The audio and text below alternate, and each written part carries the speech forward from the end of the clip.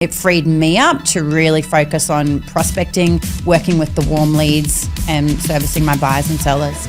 He processes an extraordinary amount of work at very high proficiencies. If they start the day every single day with a meeting, then it's accountability to both of them, but it's also setting up the day to win. They were talking about a staff member and what could possibly be wrong, and I'm like, just ask them, what support do they need? Hitchhiking one day and out to a place where I was riding horses and a fella stopped and gave me a ride and needed a polo ground that weekend.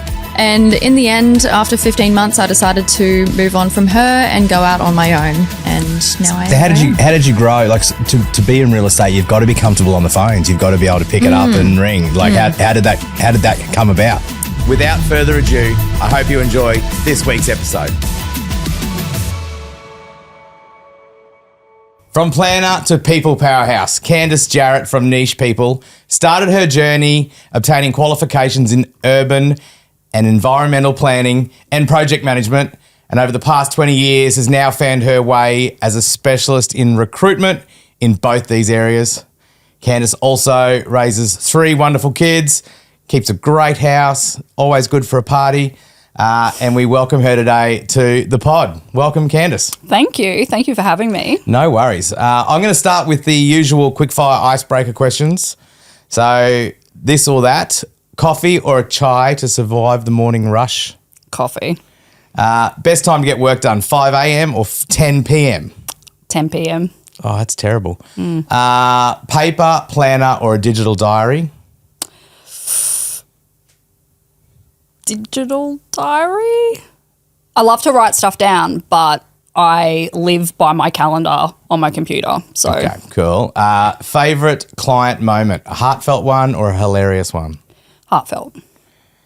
More chaotic. Do you like a real calm environment or do you like just to get in and get it done? I'm a get in and get it done person. We couldn't be more opposite. Dream holiday, outback escape or a European summer? European summer. Oh, we're okay on that one.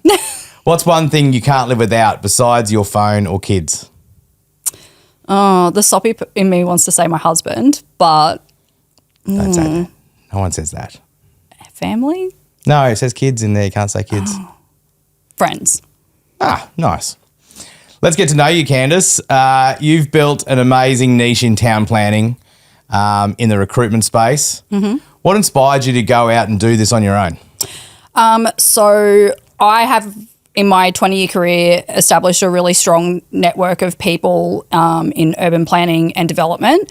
I took a career break after doing it for such a long time, and I was actually contacted by a recruiter who said, have you ever thought about giving it a go? I've got lots of friends in recruitment and they'd been nagging me for years, and I was like, nope, not doing it.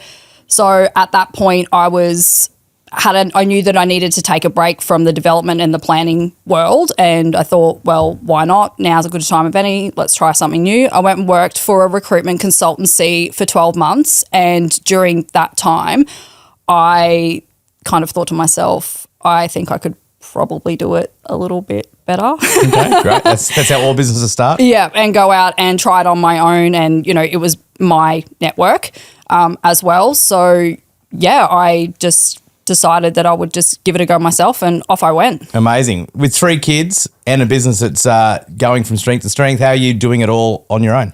I'm not. I'm not. It's hard. It's a daily challenge. As with most full-time working parents these days, I'm certainly not the only one. But I definitely could not do it without my VA. So that's a great answer. It definitely is a great answer. But in all honesty, I definitely couldn't. I've had businesses in the past where I have tried to do it all.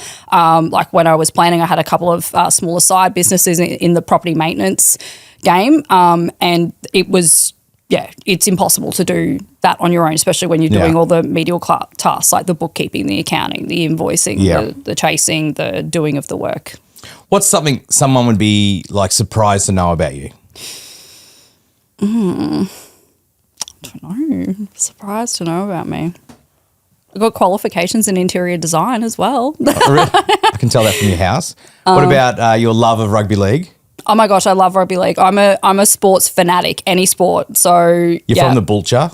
No, I'm not from Caboolture. that's what I'm saying. That is a myth. Well, that's what I've heard. No, that's a myth. You're from Caboolture. No. You love your I was born in Dolphins. Brisbane. I was Okay. born in Brisbane, but I did go to high school in Redcliffe. I did the majority of my growing up in Rothwell, which is just outside of Redcliffe. But yes, absolutely, fins up. Nice, fins up. And you're a fanatic of red wine, like myself. We like to share our expensive bottle occasionally when you're paying. So that's something else someone. It's your turn, isn't it? It probably is. We don't talk about that. Funniest moment from working in your career? Ooh, funniest moment. I don't know. I'll have to think about that one. We'll come back to it. There's plenty we can come back to. So I want to know what makes you tick. When you first decided to bring on a VA, why did you decide that? Like, what was the crowning moment when you said, righto, I need a VA to help? Well, as I said, I had a few smaller businesses in the past that I was just doing myself. And I knew that after winding up those and selling them, moving on, I thought that when I would do something the next time, just from learning that there is no way that I would start another business again without assistance. And when I first started rolling out the recruitment business, I had a friend called Adam who knew that I was doing all of these things on my own. And, you're like, should I get it? Let's get a VA, let's get a VA. You shouldn't be doing these things yourself. And I knew that I needed the help, and to grow my business and to get it to where I wanted, I needed someone doing the back end stuff. I needed someone doing the admin. I think for, myself being a small business owner practically my entire life and medium business size business owner, you don't understand recruiting necessarily when you do that. Like, I often had jobs available. You'd put it on a forum, you put it on Seek, you get 5 resumes, you'd interview one, you'd hire one, you would do no reference checks. To be honest, in this business that I have, where we've got a couple of hundred staff, and we get 5,000 resumes for a job. Recruitment is such a specialized, labor intensive field if you want to get quality people. Yep. And I don't think people understand that you really probably do need the help of recruiting or a recruiter to get quality people. 100%, particularly in the market that I work in at the moment. Seek, the quality of candidates that you'll get on Seek is minimal. I probably would call myself more of a headhunter. Like, I work more as a consultant, because you really do have to have a really good network. It is so, it's so labor intensive. And having been a town planner for 20 years and then going into recruitment, I was only saying to a client yesterday, recruitment's tough. It's hard. And, that's what you're paying the fees for, because the other pain point is that people screw their nose up at the price of fees. But the amount of work that goes on behind the scenes that people don't see is a lot. I think this is, generally why, my business is growing so rapidly, is because there's people not available to do these roles in Australia. Yeah. We've got a fairly low unemployment rate. We've got people who don't want to do some jobs, in my industry anyway, don't want to do the work. So we need to go overseas. And then in recruitment, I think that's why headhunting is becoming such a thing. I probably get a message a week saying, would you come and work? It's becoming that so cutthroat in Australia to get the quality candidates. Yeah.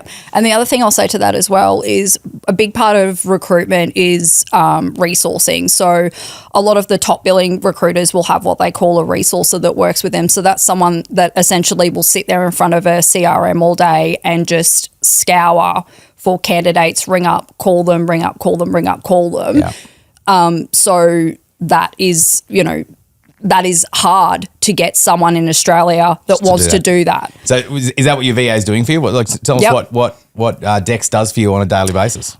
Dexter's amazing. So I was really fortunate when we got Dexter, because I was actually spoiled for choice. We interviewed 3 really good candidates. Like, I was really impressed. And they all have recruitment backgrounds. So Dexter's actually a global senior recruiter. So he knows more about recruitment than I do, which is great. So I strategically took that one. I went, yep, I'll have you. And he's offers so much value on a daily basis, because when it comes to different marketing strategies and reach out strategies. He has been able to advise me really well and has been able to innovate within the business on how to do that better. So on a daily basis, he will ring up. I have a day plan for Dexter. So even if something happens, he can't get in contact with me for the day, I've got a day full of meetings.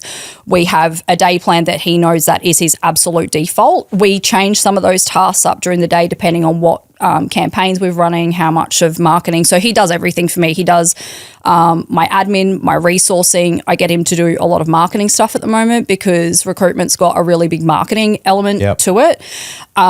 So he's helping me, prepare all of my social media content, all of those sorts of things. He's reaching out to candidates. He is qualifying all of my candidates over the phone. He has a script for that, but we've been able to work through that together. He books appointments for me. He books meetings for me.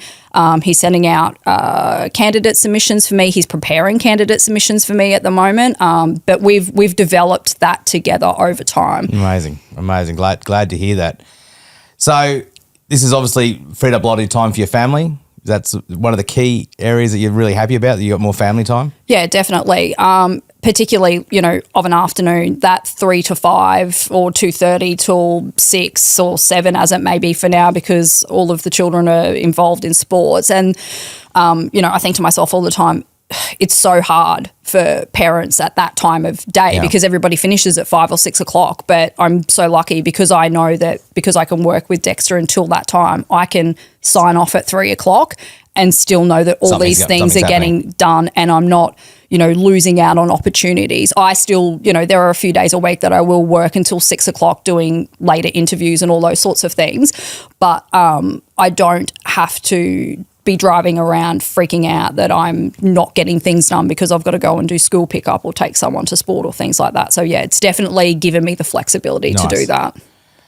You said something the other day about town planning, and I wanted to get a key moment here. So, I'm 17, I'm at high school, I'm finishing grade 12, and you said to me there's so few people going into the town planning space. So let's talk about that for a second so we can maybe put in some 17-year-old's mind right now, my daughter watching, maybe town planning is a great career path to go into.